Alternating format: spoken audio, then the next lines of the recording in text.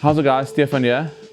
So we're back with episode 2 of project 324K, my BMW E36 Honda K24 powered build. It's quite a mouthful.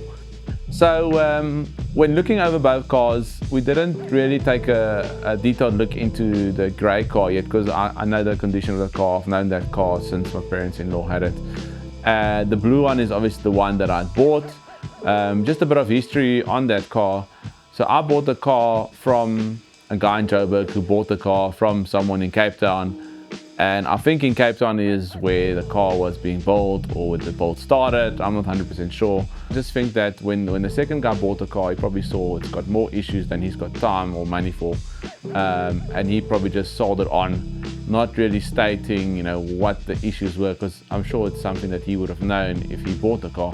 And then my fault as well. I looked at the car and everything kind of looked, I knew it was a project car, but it looked decent on the surface. Excuse all the puns because the surface rust. So the car looked decent on top, but yeah, it was quite rotten at the bottom. And I didn't really have the time or all the tools and stuff to kind of strip the car ready before viewing it to see all those problems. So I kind of took his word that he said the car is a project, but it's in decent condition. I just gave it a quick overlook on top and it looked quite alright. But yeah, once it came to Jonathan and we started stripping some of the stuff, we just saw that, yeah, it's quite rough. Very rough. Very, very rough. But anyway, instead of just giving up on the project again like someone else might have, obviously building a K-powered BMW E36 is what I've been wanting to do. So we've just said, we're going to go ahead, we'll roll the punches, look at the problems and just find ways to solve it, find ways to fix it.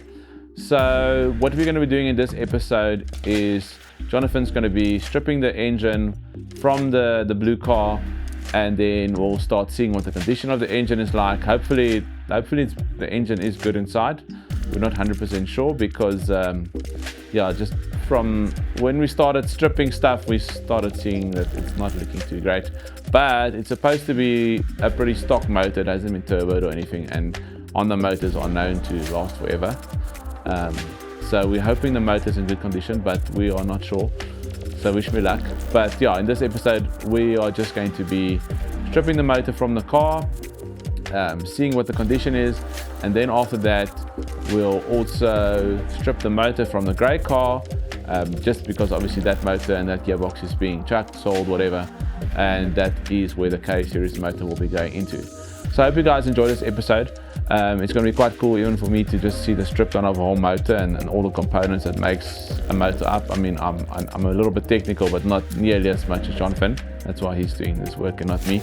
But yeah, it's going to be really cool to just see all the intricacies of a motor, what's inside, what makes it tick.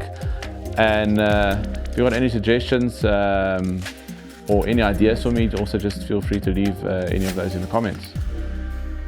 So today was an eventful day. We managed to get the motor and gearbox out of the car. With the motor and gearbox out of the car, we actually saw that our initial inspection of the car was actually quite accurate with the rust that we found in the vehicle. It was actually a lot deeper and a lot more extensive than what we originally found.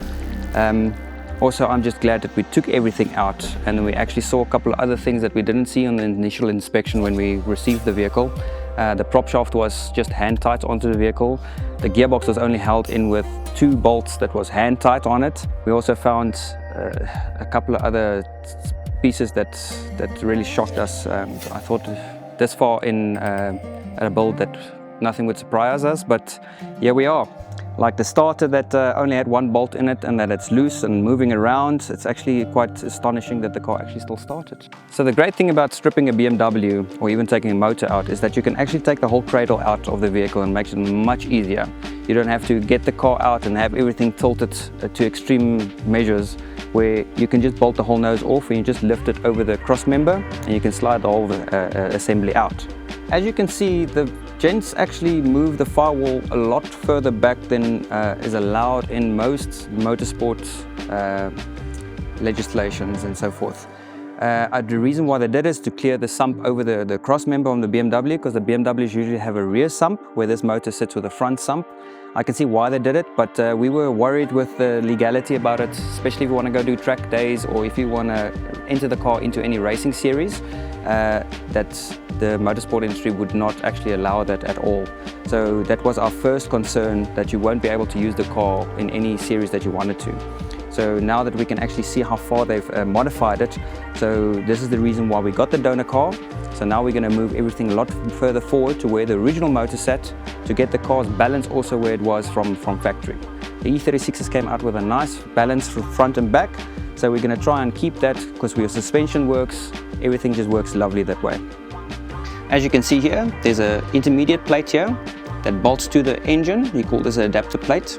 Then you have your different bolt patterns that bolts to the engine, and then the gearbox from a BMW that bolts to the adapter plate itself.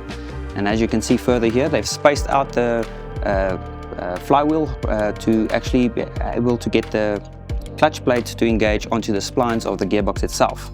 This we're going to have to double check, because I'm pretty sure that aluminium is not going to be strong enough for the purpose of what we need to do here.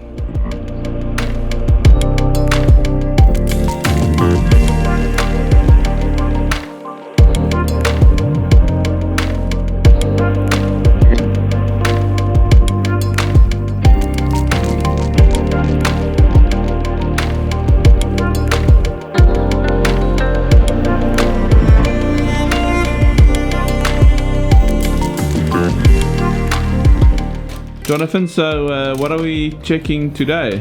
We're just checking the general health of the engine and making sure nothing catastrophic is waiting for us before we start up or anything like that.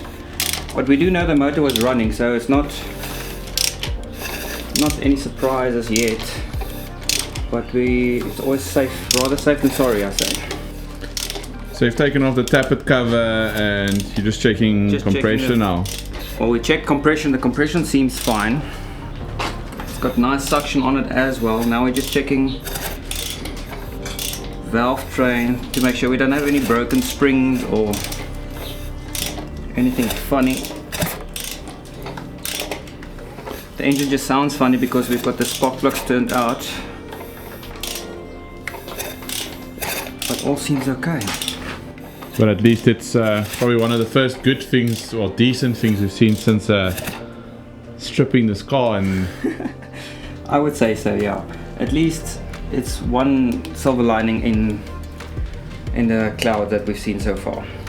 Now we're going to swing it around, and then we're going to quickly check bearings and see what condition they are, so that we don't have to go through all the effort of actually starting the car up and then finding a knock down the road or anything like that. So I think top end is healthy, so we're going to swing it around and quickly check the bottom end. Alright, so we opened the motor to have a quick squiz inside to see if we've got any damage or all the parts are still intact, like your springs and everything, so we don't have any broken springs or anything like that. The head parts of things actually look fine. Turned the motor around and we opened the bearings to see what condition the bearings are. They are a bit worse for wear. So what we're going to do is we're going to do a complete tear down of the motor and quickly do a mic off the crank and everything to make sure everything's still in spec, and then we'll order some new bearings, and we're going to also have a look at the pistons and rings as well while we're at it. So we're going to refresh this baby up, and then we for away.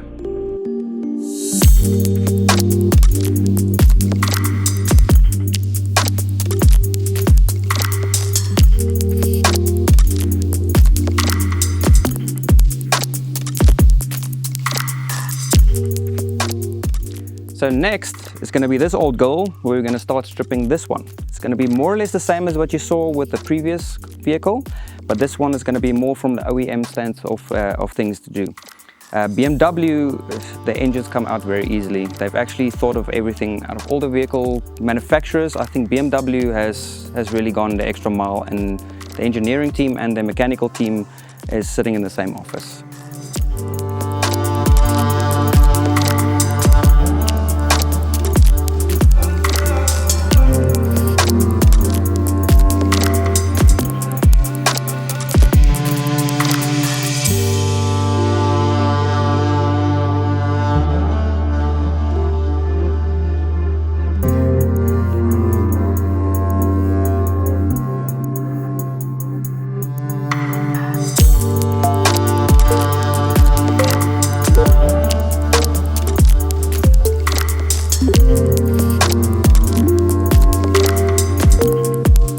Jono, yeah, motor's out of the car, Eventful.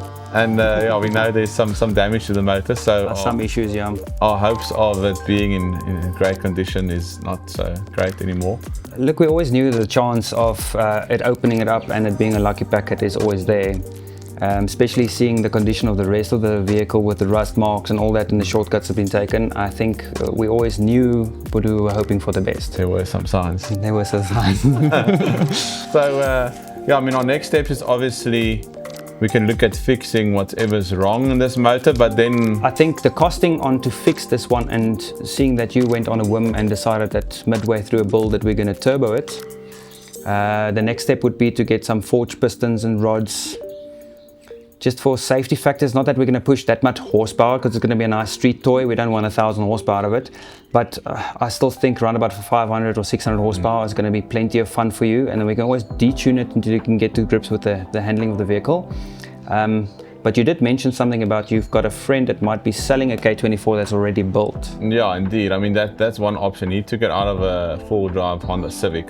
So obviously the motor is like the intake manifold, the exhaust manifold is built for like a front-wheel drive setup. That's not an issue. That we can always change or make new ones. But the nice thing with that motor, I know the history of that motor. I know he's built it properly. It's got all the right parts in. He's got some stuff that needs to be fixed on that motor as well. But that can save us a lot of time. And at least I know all the right parts are in there, and yeah, that can save us a lot of time, obviously buying more parts, and then also now even waiting for parts, because some of the parts we order might just to get a cam for this motor, you saw that the cam is scorched and it's got some marks on it and everything. I wouldn't trust to re-weld it and grind it, so it's on the hunt for new cams. So and I've already asked a few guys, and no one's got. You know, pistons are easy, we can order, but yeah, a lot of the stuff that we need is stuff that nobody wants to get rid of. And I mean, the other option is getting another K24 motor, but then again, we don't know the condition. But then it's throwing money into a problem that we don't know how deep it goes. I think maybe contact that friend of yours and then we see what condition or what he wants for that motor. Maybe that's a better buy, and then we just do the small alterations on that it needs, and then we back on course, because to go through this now with all the strip bolts and everything on that engine that we already found, I mean, I showed you. It's been terrible. It's not ideal. Yeah. So maybe contact your friend and see if we can get a hold of that motor, and then we weigh our options. See what that's going to cost, and see, I'll do some sums to see what that's going to cost to forge this one, and then we can weigh them out.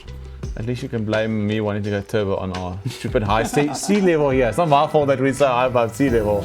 I think in a motor it's just gonna, it's gonna not make near as much power, and even if you did throttles and stuff, you're just gonna throw money at making small little power. Decent power, but I'm a turbo guy. Yeah. It's just you want those sounds. There's all those whooshy boy noises. Yeah. So I think it's good. Okay. So yeah, so guys, check back soon. It's gonna get interesting. We're gonna have to make a decision now. Do we build this motor, or do we buy another motor and bullet and buy another one? Build that motor. So either build or build. But yeah, one good thing of all these issues we're finding, it's lots of good content. You know, it would have been pretty boring. Dull, yeah, if everything was just perfect. Yeah. Exactly, yeah. So yeah, it's nice to show the guys nothing ever goes to plan. That's definitely that's in all aspects of life. I tell you. Very much in the car industry and the modified industry, things don't. You buy things and you get told it's got this in, or you buy things and you think it's good, and it's not. And you know what? When you do a project and everything runs butter smooth, you're always in the back of your mind, okay, everything's been going so well up to now. What's gonna break or what's gonna happen? So there's always something. And bad things normally happen in threes. So. Well, we've had more than threes. Yeah. So I think we're good. I think we're good for the rest of it. Yeah, cool. Let's see what happens. Lekker. Cheers, guys. See you in the next one.